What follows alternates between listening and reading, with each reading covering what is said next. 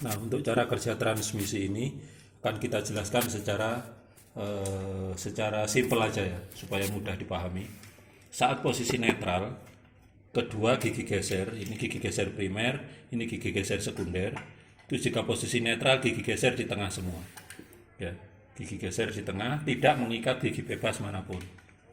Oke, sehingga putaran dari poros primer tidak diteruskan ke poros sekunder. Di poros primer ini nanti ada kopling manual, sedangkan di poros sekunder ini nanti ada gigi sproket rantai roda. Jadi kalau poros sekunder berputar berarti roda ikut berputar. Nah, saat posisi netral yang berputar cuma gigi bebas sekunder aja. Gigi mati sekunder tidak berputar. Kenapa? Karena setiap gigi mati ini nanti akan ketemu dengan gigi bebas. Satu mati primer menggerakkan satu bebas sekunder. Begitu sebaliknya, gigi 5 geser sekunder menggerakkan gigi bebas pada gigi 5 primer. Jadi ketika posisi netral, poros primernya yang terakhir berputar menggerakkan gigi bebas transmisi sekunder. Itu pertanyaan pertama ya. Jadi kenapa saat motor hidup tapi netral tidak berjalan? Karena putaran tidak diteruskan ke as transmisi sekunder atau poros sekunder. Nah, saat masuk satu apa yang terjadi? Ketika kita pindahkan gigi dari netral masuk satu, yang terjadi adalah gigi geser 5 sekunder mengikat gigi satu. Nah, ini yang terjadi. Gigi 5 sekunder mengikat gigi satu, sehingga putaran dari satu primer menggerakkan satu sekunder diteruskan ke roda belakang dengan kecepatan gigi satu. Gigi satu ini kita sebut perbandingan ringan karena poros gigi transmisi primernya lebih kecil daripada sekundernya. Jadi kalau kita hitung-hitung ini nilai perbandingannya nanti adalah 0, sekian. Karena gigi satu ini rata-rata 14 atau 15 mata, sekundernya 36. Jadi ketika sekunder dibagi primer nilainya di atas 1, maka perbandingan tersebut disebut perbandingan ringan. Perbandingan ringan. Ciri-ciri perbandingan ringan itu kecepatannya rendah ya.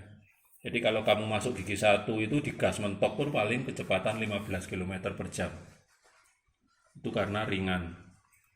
Nah, setelah masuk satu, ketika berpindah masuk 2, maka gigi geser sekunder ini, gigi 5 akan melepas gigi 1 dan gigi 6 diperintahkan untuk mengikat gigi 2. Nah, ini yang terjadi saat masuk 2.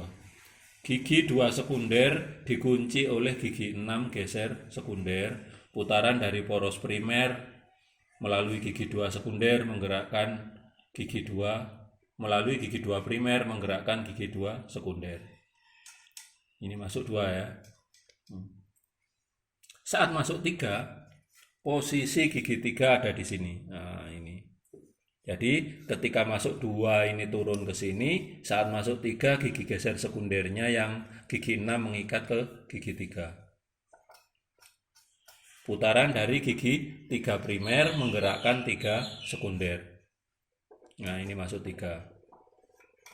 Ketika masuk 4, ini yang terjadi.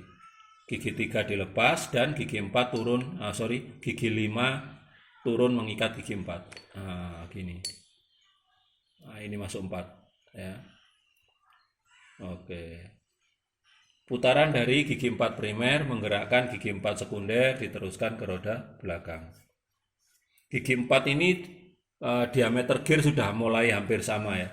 Primernya agak besar, sekundernya juga agak kecil. Jadi perbandingannya mulai berat. Nah, setelah masuk 4 dilanjut dengan masuk 5. Nah, kalau masuk 5, gigi geser sekunder melepas gigi 4.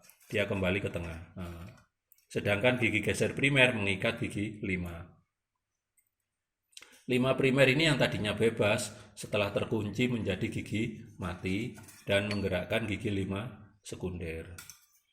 Itu saat masuk 5. Terakhir top speed, saat masuk 6, gigi geser primer turun mengikat gigi 6. Nah ini 6 yang tadinya bebas menjadi gigi mati, menggerakkan gigi 6 sekunder, dan putaran diteruskan ke roda belakang.